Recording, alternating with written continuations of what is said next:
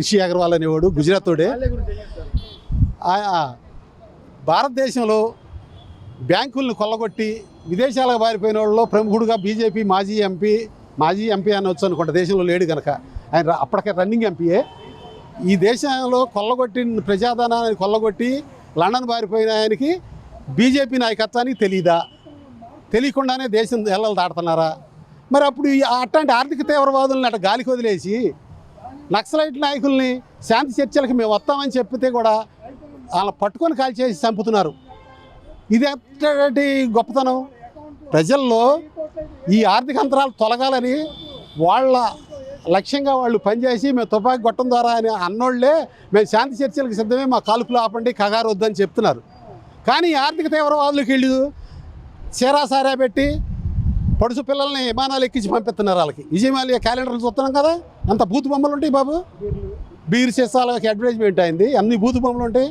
రీసెంట్గా రిషి అగర్వాల్ అనేవాడు గుజరాత్లో 28 బ్యాంకులు కొల్లగొట్టి 23 కోట్ల రూపాయలు 100 కోట్ల రూపాయలు లోన్లు తీసుకొని కట్టకుండా పరారీలో ఉండాలంట, దొరకలేదంట. మరి ఇంకెక్కడ మోడీ గారు ప్రపంచంలో నేను ఎక్కడుండా పట్టుకుంటానంటున్నాడు? ఈ రిషి అగర్వాల్ని ఎందుకు పట్టుకోవట్లా అంటే ఆడే ఆర్ఎస్ఎస్ ఆఫీస్లో ఉన్నాడో బీజేపీ కార్యాలయంలో ఉన్నాడు, వాళ్ళ ఇంట్లోనే ఉంటాడు ఆ దొంగ. ఆయన ఎవడు పట్టుకుంటాడు? ఈ రకంగా ప్రజాధనాన్ని లూటీ చేసే ఆర్థిక ఉగ్రవాదుల్ని చర్యలు తీసుకోకుండా భారతదేశంలో మీకు ప్రతి అకౌంట్కి 15 లక్షలు వేస్తానన్న మోడీ గారు ఎప్పుడు 2014లో చెప్పాడు మనకి. నేను ఆయాలి అకౌంట్ ఓపెన్ చేశా, మా ఆవిడకి ఓపెన్ చేశా, పిల్లల మేజర్లు అయ్యాక వాళ్ళకి ఓపెన్ చేశా, తలా 15 వస్తాయి కదా, 2 కోట్ల ఉద్యోగాలు అన్నాడు. ఈ ఏళ్ళకి ఆ లెక్కన మనకి 22 కోట్ల జనాభాకి విజయమాల్య పరిస్థితి ఉంది బాబు. ఆయనకి లండన్లో దీవులు కొనుక్కున్నారని ఏదో చెప్తున్నారు, పేపర్లో వచ్చే వార్తలు, మీ మీడియా ద్వారా తెలిసిన వార్తలు అయ్యి. విజయమాల్యాని ఏమీ ఉండవు. ఆయన నేను పవిత్రుండే, నేను పారిపోలేదు అంటున్నాడు ఆయన. మరి ఈయన పారిపోయాడని చెప్పాడు. ఆమె తీసుకుంటుందండి, నిర్మలా సీతారామన్ మేడం గారే కదా. ఆయన మోడీ గారు ఏం చెబితే అది. కానీ మోడీ క్యాబినెట్లో ఎవరికి గుజ్జుందనేది నాకేం తెలియదు, నాకేం ఆడ అర్థం కావట్లా. అందరూ కూడా జీ హుజూరే.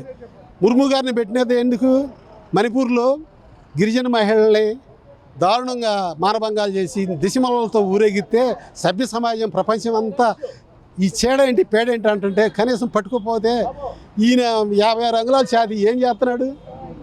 కనీసం మానవత్వం ఉండాలి కదా, ఏం లేదు కదా.